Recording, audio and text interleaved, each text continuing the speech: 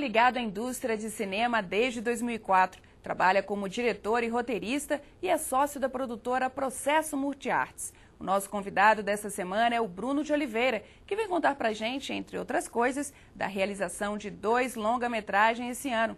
Seja bem-vindo. Então, na verdade são 3, né? São 2 realizados e um outro que já está pronto. Um processo para o ano que vem, né? Isso. Um monte de filme aí na... Vamos começar por partes, para a gente não confundir. Tem o Cinematoso, o Circular e o Histórias de Micro-ondas. Isso. O primeiro é o Cinematoso, que foi terminado antes. Isso. O Cinematoso é um documentário, né, de longa-metragem que fala sobre o Ciro Matoso, que é um cineasta de Paranaguá. Ele está finalizado e está com data prevista de lançamento para abril de 2011. Não tem data exata ainda, mas lançamento no cinema em 2011. Essa. E vocês estão conseguindo as salas, porque é um longa, né? Isso, é um longa.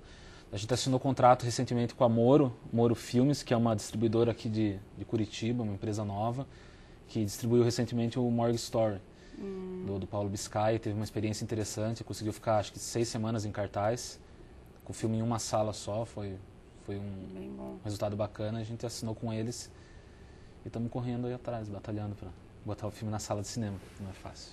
É verdade, a coisa não é tão simples, né? E vamos falar mais sobre a vida desse cineasta, do Ciro. Como é que é ele?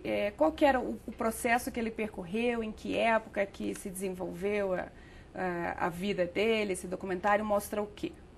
Então, o Ciro, ele trabalha com cinema desde a década de 70, né? E até hoje ele faz filme, ele já está com 77 anos, eu acho. E continua filmando. Ele termina um filme, começa outro, termina um filme, começa outro. Ele começou na época com Super 8, né, na década de 70, depois passou para o VHS e hoje ele continua fazendo os filmes agora com mini DV. Né? E ele foi acompanhando. Mais ou menos acompanhando. Né? A mini DV também já está um pouco ultrapassada, mas é o que ele tem ao alcance. E ele faz tudo com os recursos próprios, mesmo com o dinheiro dele, junto ao pessoal da comunidade de Paranaguá, não tem ator profissional, são pescadores, pessoal da comunidade mesmo que atua nos filmes. Certo. E o resultado que ele consegue é bacana? É bacana, ele é reconhecido principalmente em Paranaguá, né? Assim, ele é uma personalidade local, é meio que uma lenda já em Paranaguá. Assim. E daí um dos intuitos do documentário é divulgar a figura dele para o Brasil, né? E para o mundo também. O filme já está correndo em alguns festivais internacionais. Mesmo antes de ser lançado, ele já... que é o caminho normal do filme, né? A gente termina o filme, antes de ir para cinema, ele percorre o circuito de festivais. Ele foi exibido em Alta Floresta, no Mato Grosso, ganhou um prêmio lá de melhor longa. Foi exibido agora numa mostra no Rio de Janeiro, de países de língua portuguesa, e foi exibido no Chile e na Bolívia. Poxa, bacana. Está começando a carreira. Está começando aí. E a gente aqui para poder a oportunidade de ver a partir de abril, provavelmente. Aqui a partir de abril. E a gente vai assistir hoje o trailer desse filme, né? Já é só uma palhinha ali para dar o gostinho no pessoal para ir para o cinema. Isso aí. Vamos falar então do Circular. O Circular é uma outra produção, mas o Circular ainda está em fase de produção, né? Ele já está concluído. O Circular está em fase de finalização. A gente terminou o corte dele, bateu o martelo do corte final da edição há 2 dias atrás. Agora ele vai para pós-produção de imagem, né? Tratamento de cor e a finalização de som, a edição de som. Previsão dele, não sei. Não tem. Não tem. Provavelmente 2011. 2011, mas daí também vai correr circuito de festivais. Acho que estreia em cinema no final de 2011 ou começo de 2012. As produções elas têm são demoradas para concluir, para realizar, mas também tem uma carreira que é bem longa também, né? Ah, sim. Um longa-metragem, em média, se for rápido, é 4 anos para ficar pronto. Da escrita do roteiro até finalizar. Um tempo normal, assim, 4 anos para ver o filme pronto. Até ficar pronto, imagina que seja árduo o processo, né? E no Circular a gente vai ter uma experiência que a gente não teve ainda, que é finalizar o filme em película, né? O filme vai ser feito o transfer para 35mm, então é mais uma etapa do processo que adiciona. Assim. O filme vai para São Paulo para telecinar, para passar para 35. E aí depois que vai... E o fato dele estar sem película, ele amplia o universo de salas para ser exibido ou não, né, na verdade? Olha, o universo de salas, eu acho que não. Assim, ele é melhor visto em festivais, assim, ainda tem um certo preconceito com o digital, assim, filme finalizado em película ainda... Tem um status. Tem um status, as pessoas ainda olham com outros olhos, assim. Dá um respeito maior ao filme, de repente. Eu acho uma bobagem, mas ainda é assim. Mas para salas de cinema, não, porque tem várias salas hoje equipadas com sistema digital, né? O problema da distribuição acho que é outro, assim. Para as pessoas comuns que estão na sala de cinema assistindo, ou de repente, né, quem faz, dá para perceber a diferença se o filme é em 35 ou digital, a hora que a gente senta na cadeira do cinema para assistir o filme? Acho que na maioria dos casos não dá para perceber. Se o trabalho for bem feito, é só diretor de fotografia mesmo, pessoa que trabalha com imagem que vai estar ligado nisso, que trabalha com finalização. Público em geral, leigo, que não trabalha com isso, não percebe. Acho que não. É difícil, né, de você ver, até porque existem muitos filtros que você pode colocar depois na hora da edição, que até simulam películas, né? Tem esses recursos também que pode ser usado, né? Não é o nosso caso, assim, é um filme rodado em digital, não é para esconder isso de ninguém. Então. Não pelo fato de esconder ou não, mas às vezes você coloca para dar um tratamento diferenciado à própria imagem, né? Sim, mas enfim, mas hoje em dia não... O público leigo quer saber de ver a história dos personagens, não tá... Se ele convence ou não, se a coisa foi bem feita ou não. Não está preocupado com isso. E o Circular, ele conta que história? Então, o Circular conta 5 histórias, na verdade. É um filme que tem 5 diretores, né? Sou eu e o Alisson Muritiba, o Adriano Sturilho, o Diego Florentino e o Fábio Alon.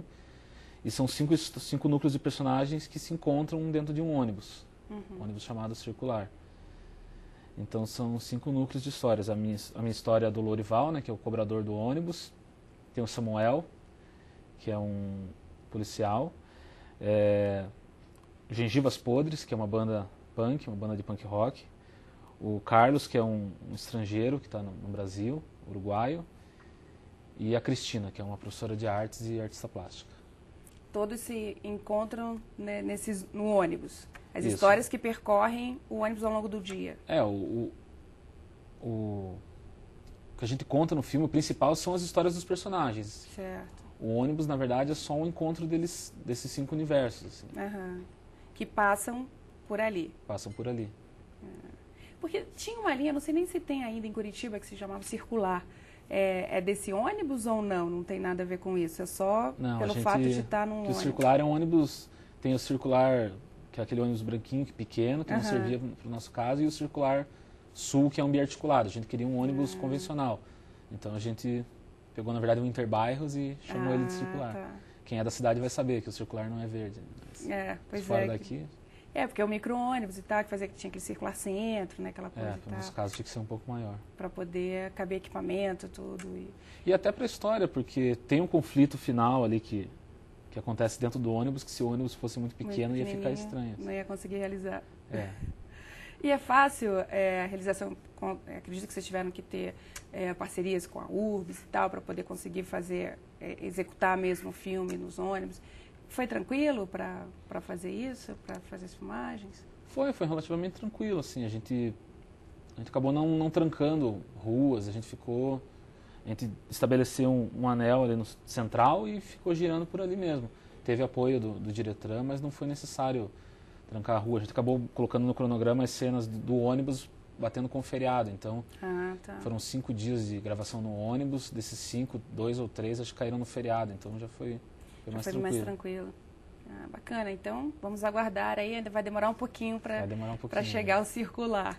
Quem sabe você traz um making-off pra gente, exibir o trailer e tal, numa outra oportunidade. Sim. A gente já vai aguçando a vontade para poder assistir o longa depois.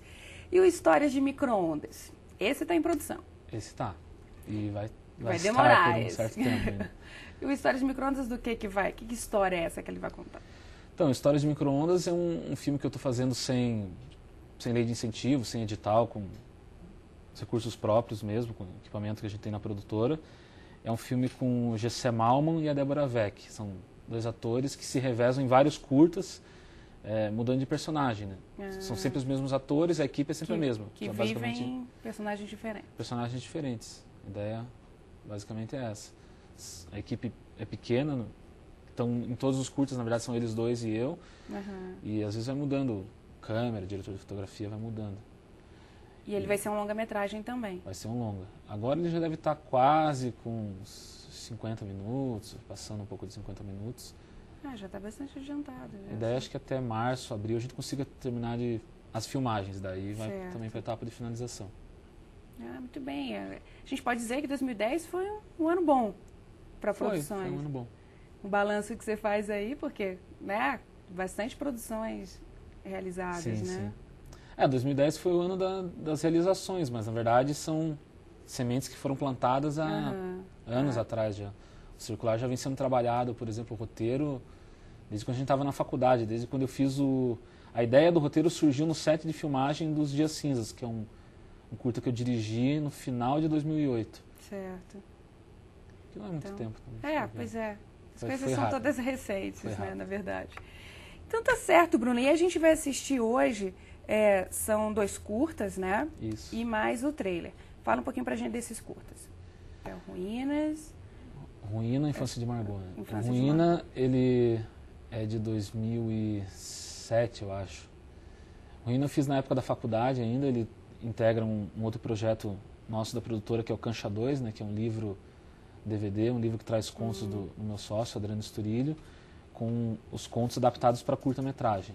E a gente já conversou sobre ele aqui até no Pinhão com ele. E no meu caso, eu já tinha os curtas filmados e foi feito o processo inverso. O Adriano escreveu um conto a partir dos meus curtas, e um deles é o Ruína. Certo. O Infância de Margot é um filme que originalmente foi rodado em Super 8, né? Foi realizado pela...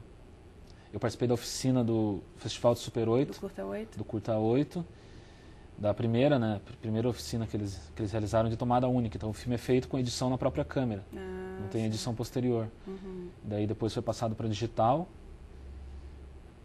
E é isso, foi um filme realizado em tomada única, sem muito roteiro, assim. Tinha só uma ideia bacana. de a gente filmar naquele parque de diversões que agora não existe mais, né? Que existia ali no Parque Barigui. Acho que foi um dos últimos registros do parque. De imagem assim, do parque. Logo depois foi desativado. Bacana, vamos conferir então, Bruno. Muito obrigada pela sua vinda aqui, pela sua presença. Obrigado a vocês. E sucesso aí nos lançamentos, nos projetos independentes ou não, tá bom? Venha sempre. E mande a sua sugestão aqui para o Cine Pinhão no nosso e-mail que aparece aí na tela. E para saber mais sobre o Cine Pinhão e outros programas aqui da TV Sinal, acesse o nosso blog, cinepinhão.wordpress.com. A gente assiste agora as curtas Ruína, A Infância de Margot e o trailer do longa Cinematoso, trabalhos de Bruno de Oliveira. Muito obrigada pela sua companhia e até a semana que vem.